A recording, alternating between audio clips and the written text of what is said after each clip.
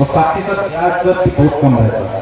तो कितना फायदा है कि वो अपने बच्चों को पढ़ाना चाहते हैं इस योजना का जरिए जो सक्षम नहीं है। दूसरा, कुशल युवा प्रोग्राम अभी देखा अपने बच्ची ने कितने आत्मविश्वास के साथ अपनी बातों को रखा। न केवल हम लोग तो यही चाह रहे थे कि कुशल युवा प्रोग्राम के बारे में कुछ बताए और अपना लाभान्वित हुई है वो बातें रखे ताकि इस प्रोग्राम के बारे में ज्यादा से ज्यादा लोग जाने। उस बच्ची ने इसके अलावा भी बहुत सारी चीजें आप लोगों को बताई।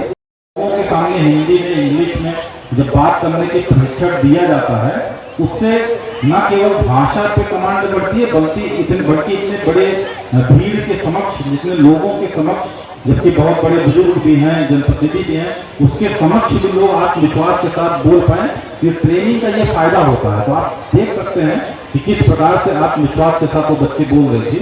कि कुशल युवा प्रोग्राम, मैं तो कहता हूँ जो भी दिन भी बच्चों के पास समय हो इसमें आवेदन दिला के वो ट्रेनिंग जरूर प्राप्त करवाना चाहिए ताकि ज्यादा से ज्यादा बच्चों में ये कंप्यूटर ज्ञान, मूलभूत नॉलेज इसका आ जाए, ज्ञान आ जाए। और साथ ही साथ जो बोलने का जो आत्मविश्वास, कहीं इतनी बात रखने का नहीं, जो जाना चाहते हैं जा सकते हैं। बहुत गर्मी है, हम समझ रहे हैं कि आप लोगों को कष्ट हो रहा होगा।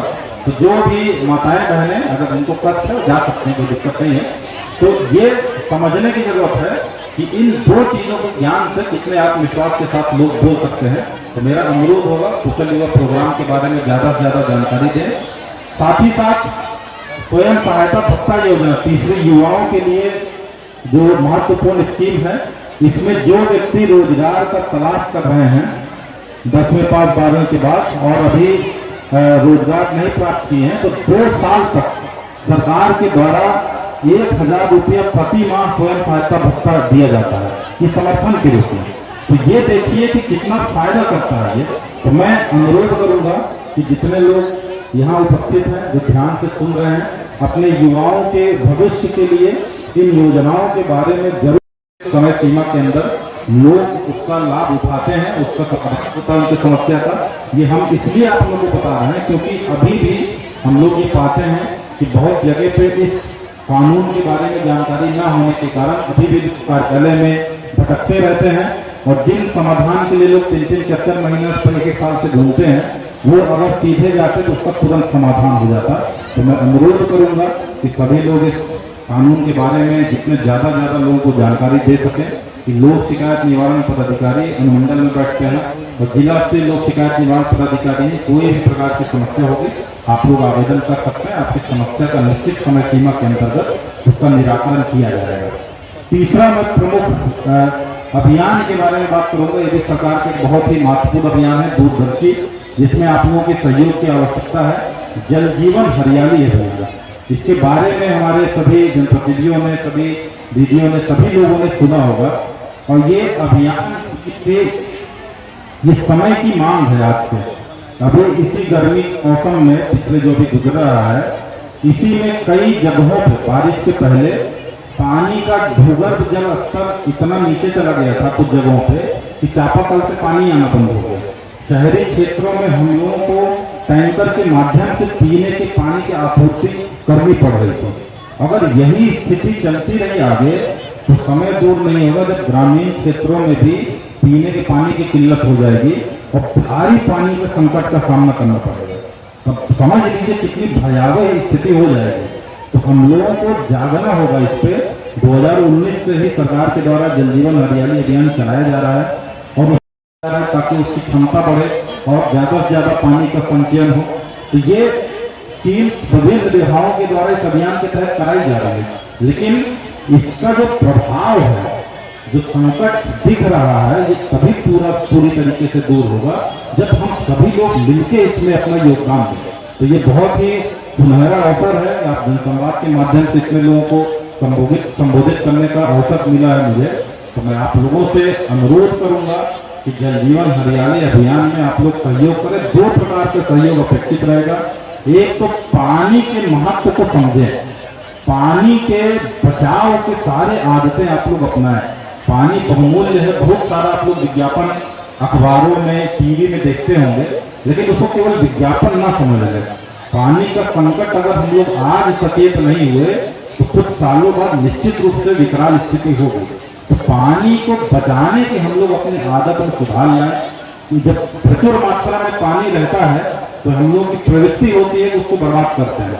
आजकल हम लोग देखते हैं बहुत लोग कार जो रखते होंगे, कार धोते हैं, पाइप से पूरा पानी धोते हैं, नदी बहा देते हैं। बहुत लोग सहमत होंगे।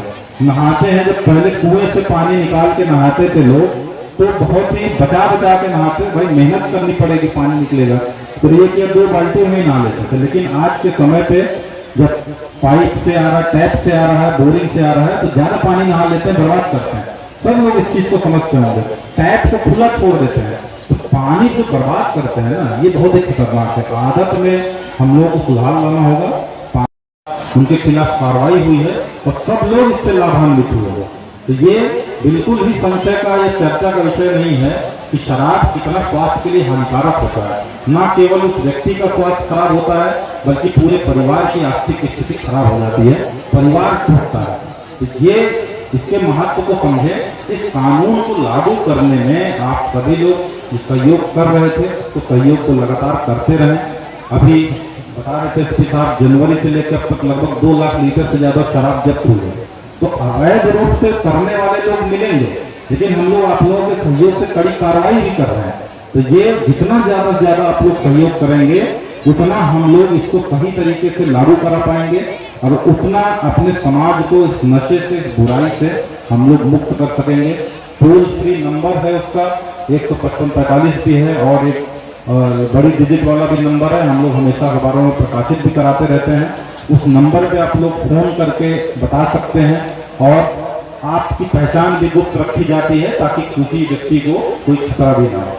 तो मैं अनुरोध करूंगा, शराबबंदी कानून को पूरा लागू करने के लिए आप लोग पूरा उसमें सहयोग करें। किसी भी अफवाह में ना पड़े कि अरे सब जगह अवैध रूप से बिक रहा है तो क्यों हम लोग इसमें कुछ काम करें। इसमें जितना ज्यादा हम लोग मिल के काम करेंगे, उतना हम लोग इसको मुक्त रख पाएंगे। एक लास्ट में एक स्कीम पे और हम लोग बात करेंगे जो महत्वपूर्ण है। हमारे ग्राम पंचायतों के द्वारा ठोस और तरल कचरा प्रबंधन का इसमें योजनाएं क्रियान्वित हो रही। कुछ पंचायतों में शुरू हो गई हैं, कुछ पंचायतों में भी क्रियान्वित होनी बाकी है, इसी वर्ष से शुरू हो जाएगा। इसमें इसके तहत हर परिवार को पंचायत के डस्टबिन दिया जा रहा है। डस्टबिन हम समझते हैं जो कचरे का डब्बा होता है, सब लोग जानते होंगे। 2 डस्टबिन दिया जा रहा है, एक सूखे कचरे रखने के लिए, गीला कचरा के लिए। गीला कचरा आप लोग जानते हैं, खाद्य सामग्री अवशेष है या आपके सब्जी वगैरह जो काटते हैं, वो उसी सब कारणों से होता है। तो ये दिन प्रतिदिन हम लोग ज्यादा प्लास्टिक का यूज करते हैं, तो दिन प्रतिदिन प्रदूषण बहुत बढ़ता जा रहा है। तो समय आ गया है कि इस कचरे का निस्तारण में हम लोग सहयोग करें। तो जो ग्राम पंचायतें इसका क्रियान्वयन करा रही हैं, उनमें पूरी तरीके से आपको सहयोग करना होगा। तो 2 पहलुओं पर सहयोग की अपेक्षा है। एक तो कचरा जो आपको डस्टबिन दिया गया है, कचरे का डब्बा, उसका उसी रूप में प्रयोग करें। हम विशेष रूप से माताओं बहनों से अपील करेंगे कि कई बार हम लोगों ने देखा है कि जो कचरे का डब्बा है, उसका प्रयोग उसके रूप में ना करके अनाज रखने के लिए